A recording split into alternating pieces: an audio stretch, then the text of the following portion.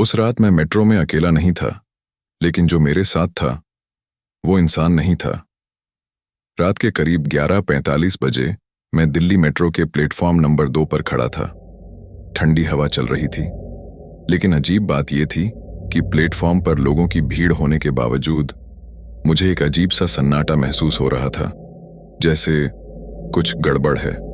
दिन भर की थकान के बाद मैं बस जल्दी से घर पहुंचना चाहता था। आखिरी मेट्रो आने वाली थी। घोषणा हुई, attention please, last train towards Dwarka sector 21 is arriving shortly. लोग धीरे धीरे लाइन में खड़े हो गए। मैं भी भीड़ के बीच खड़ा था, लेकिन तभी मेरी नजर उस पर पड़ी।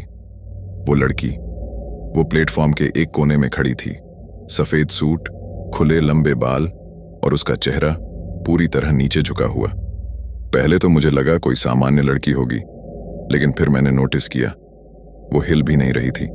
ना उसने फोन पकड़ा हुआ था, ना किसी से बात कर रही थी। बस बिल्कुल स्थिर, जैसे किसी ने उसे वहीं रोक दिया हो।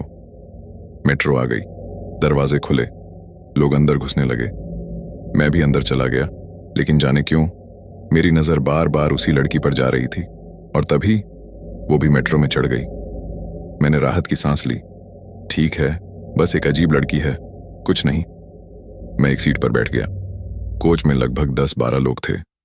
कुछ लोग फोन चला रहे थे, कुछ खिड़की से बाहर देख रहे थे। सब कुछ सामान्य था, सिवाय उसके। वो लड़की मेरे सामने वाली सीट के पास खड़ी थी, अब भी सिर झुका हुआ। और सबसे डरावनी बात, उसके बाल धीरे धीरे हवा में हिल रहे थे, जबकि मेट्रो के अंदर हवा बिल्कुल नहीं चल रही थी। मेरे शरीर में एक ठंडक सी दौड़ गई। मैंने नजरें हटा लीं। मत देख, बस अपना काम कर, घर पहुंच। पहला स्टेशन आया। कुछ लोग उतर गए, कुछ नए लोग चढ़े। मैंने एक बार फिर उसकी तरफ देखा, वो वहीं थी। दूसरा स्टेशन, तीसरा स्टेशन, हर बार लोग बदल रहे थे, लेकिन वो नहीं। अब मुझे थोड़ी घबराहट होने लगी थी। मैंने पास बैठे एक आदमी से धीरे से पूछा, भाई साहब, वो लड़की कब से खड़ी है? उसने मेरी तरफ देखा। कौन लड़की? मैंने इशारा किया। वो सफेद सूट वाली। उस आदमी ने उस दिशा में देखा, फिर मेरी तरफ मुड़कर बोला, वहां तो कोई नहीं है। मेरे दिल की धड़कन रुक गई। क्या मतलब, वहां खड़ी है वो? नहीं भाई, तुम ठीक हो? मैंने फिर देखा, वो वहीं थी, साफ मेरे सामने। मेरे हाथ कांपने लगे। ये क्या हो रहा है? क्या मैं हेलुसिनेट कर रहा हूं? तभी मेट्रो की लाइट्स हल्की सी फ्लिकर हुई। 1 सेकंड के लिए अंधेरा छाया, और जब लाइट वापस आई, वो लड़की अब मेरे और करीब आ गई थी। अब वो सिर्फ 2 सीट दूर थी, लेकिन मैंने उसे चलते हुए नहीं देखा था। मेरे गले में जैसे कुछ अटक गया। मैं उठना चाहता था, लेकिन मेरे पैर जैसे जम गए थे। तभी मेरे फोन पर एक नोटिफिकेशन आया, अननोन नंबर। मैंने खोला। एक मैसेज था, तुम मुझे देख सकते हो। मेरे हाथ से फोन गिरते गिरते बचा। मैंने धीरे धीरे ऊपर देखा। वो लड़की अब भी सिर झुकाए खड़ी थी, लेकिन उसके होंठ हल्के हल्के हिल रहे थे, जैसे वो वही बात दोहरा रही हो, तुम मुझे देख सकते हो। अब मेरी सांसें तेज हो गईं। मैंने तुरंत अगले स्टेशन पर उतरने का फैसला किया। जैसे ही मेट्रो रुकी, मैं जल्दी से बाहर निकल गया। प्लेटफॉर्म पर आकर मैंने राहत की सांस ली। सब ठीक है, अब मैं बाहर हूं। लेकिन तभी मेरे पीछे से एक आवाज आई, तुम उतर गए? मैंने धीरे धीरे पीछे मुड़कर देखा, और जो मैंने देखा उसने मेरी आत्मा तक हिला दी। वो लड़की मेट्रो के अंदर नहीं थी, वो मेरे ठीक पीछे खड़ी थी, प्लेटफॉर्म पर। और अब उसका चेहरा ऊपर था, उसकी आंखें पूरी तरह काली थीं, उसके होंठ धीरे धीरे खुले। अब तुम मुझसे भाग नहीं सकते। मैं जोर से भागा, भीड़ के बीच दौड़ता हुआ सीढ़ियों की तरफ, लेकिन हर जगह मुझे वही दिख रही थी, कभी सामने, कभी पीछे, कभी शीशे में। मैं स्टेशन से बाहर निकल गया, सड़क पर आकर रुका। सांसें तेज, दिल जोर से धड़क रहा था। खत्म हो गया, मैं बच गया। तभी मेरे फोन पर फिर मैसेज आया। मैंने कांपते हुए खोला। एक फोटो। मैं सड़क पर खड़ा था और मेरे पीछे वो लड़की खड़ी थी।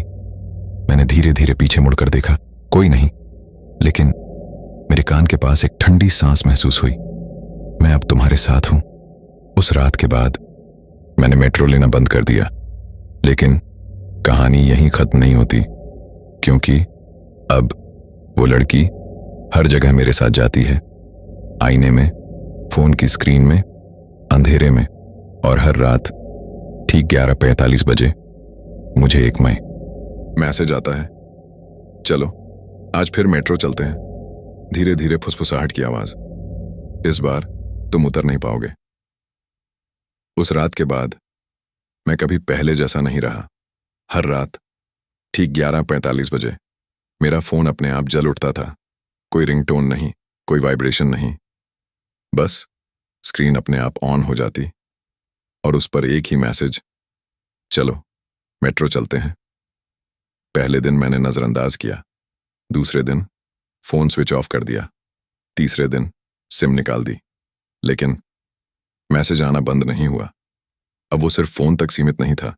आईने में जब भी मैं खुद को देखता, मेरे पीछे वो खड़ी होती। मैं मुड़ता, कोई नहीं। मैं पागल नहीं था, मैं जानता था वो सच में मेरे साथ है। धीरे धीरे मेरी नींद गायब हो गई। रात होते ही दिल धड़कने लगता, कमरे की हर आवाज डराने लगती। और फिर एक रात सब कुछ बदल गया। उस दिन बारिश हो रही थी, बिजली बार बार जा रही थी। मैं कमरे में अकेला बैठा था, मोमबत्ती की रोशनी में। घड़ी ने जैसे ही 11:45 बजाए, फोन अपने आप ऑन हो गया। इस बार मैसेज अलग था, आज तुम मना नहीं कर सकते। मेरे गले में कुछ अटक गया। क्यों? जवाब तुरंत आया, क्योंकि आज तुम पहले ही आ चुके हो।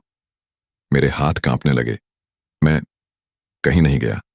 स्क्रीन ब्लिंक हुई, एक वीडियो खुल गया और उसमें मैं था। मैं मेट्रो स्टेशन के प्लेटफॉर्म पर खड़ा था। बारिश हो रही थी और मेरे कपड़े भीग चुके थे। मैं धीरे धीरे उस वीडियो में चल रहा था, जैसे कोई मुझे कंट्रोल कर रहा हो। नहीं, ये इम्पॉसिबल है। मैंने तुरंत खिड़की की तरफ देखा। बाहर सच में बारिश हो रही थी और तभी मेरे पैरों ने खुद ब खुद चलना शुरू कर दिया। मैंने खुद को रोकने की कोशिश की, लेकिन मेरे शरीर पर मेरा कंट्रोल नहीं था। दरवाजा अपने आप खुल गया। मैं बाहर निकल गया। बारिश में अंधेरी सड़क पर हर कदम खुद ब खुद उठ रहा था, जैसे कोई इनविजिबल फोर्स मुझे खींच रही हो। और फिर कुछ ही देर में मैं उसी मेट्रो स्टेशन के सामने खड़ा था जहां से यह सब शुरू हुआ था। प्लेटफॉर्म लगभग खाली था। आखिरी मेट्रो आने वाली थी। घोषणा हुई, लास्ट ट्रेन इज अराइविंग। मेरा दिल जोर जोर से धड़क रहा था। नहीं, मैं वापस नहीं जाऊंगा। लेकिन मेरे पैर फिर से चल पड़े। मैं मेट्रो में चढ़ गया। इस बार कोच बिल्कुल खाली था। सिर्फ एक सीट पर वो लड़की बैठी थी। सफेद कपड़े, भीगे हुए बाल, और इस बार उसका चेहरा साफ दिख रहा था, पीला, सूखा हुआ, और आंखें अब भी काली। वो मुस्कुरा रही थी। तुम आ गए। मेरे होंठ खुद खुद हिले। मुझे आने पर मजबूर किया गया। वो धीरे धीरे उठी और मेरी तरफ बढ़ने लगी। हर कदम के साथ कोच की लाइट्स फ्लिकर होने लगीं। तुम खास हो। क्यों? मैंने डरते हुए पूछा। क्योंकि तुम मुझे देख सकते हो, बाकी लोग नहीं देख पाते। मेरे दिमाग में वो आदमी याद आया जिसने कहा था, वहां तो कोई नहीं है, तुम चाहती क्या हो। वो मेरे बिल्कुल सामने आ गई, इतनी करीब कि उसकी ठंडी सांस मेरे चेहरे को छू रही थी। मैं अकेली हूं, बहुत सालों से। उसकी आवाज अब बदल रही थी, थोड़ी भारी, थोड़ी टूटी हुई। और अब तुम भी मेरे साथ रहोगे? नहीं। मैं पीछे हटने लगा, लेकिन मेट्रो के दरवाजे अपने आप बंद हो गए। ट्रेन अचानक तेज हो गई और फिर कुछ अजीब हुआ। खिड़की के बाहर कुछ भी नहीं था, न स्टेशन, न टनल, बस काला अंधेरा, जैसे मेट्रो किसी दूसरी दुनिया में चली गई हो। मेरे शरीर में सिहरन दौड़ गई। ये क्या है? वो मुस्कुराई। ये मेरा घर है।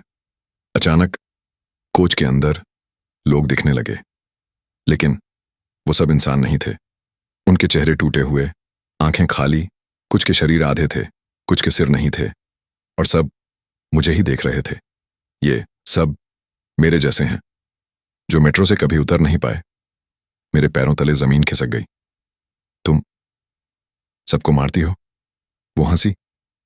नहीं, मैं बस उन्हें रोक लेती हूं, हमेशा के लिए। अचानक एक हाथ मेरे कंधे पर पड़ा। मैंने पीछे देखा। एक आदमी जिसका चेहरा पूरी तरह जला हुआ था, वो धीरे से बोला, भागो, जब तक मौका है। मेरे अंदर जैसे जान वापस आ गई। मैं दौड़ा कोच के दूसरे सिरे की तरफ। दरवाजा खुला हुआ था।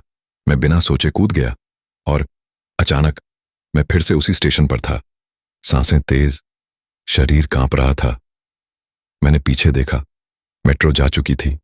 सब कुछ नॉर्मल लग रहा था, लेकिन मैं जानता था यह खत्म नहीं हुआ है, क्योंकि मेरे फोन पर फिर मैसेज आया, तुम भाग सकते हो लेकिन बच नहीं सकते। और नीचे एक नई फोटो थी। इस बार मैं मेट्रो के अंदर था और वो लड़की मेरे बिल्कुल पास बैठी थी और मेरे चेहरे पर वही काली आंखें थीं। अगली बार तुम वापस नहीं आओगे।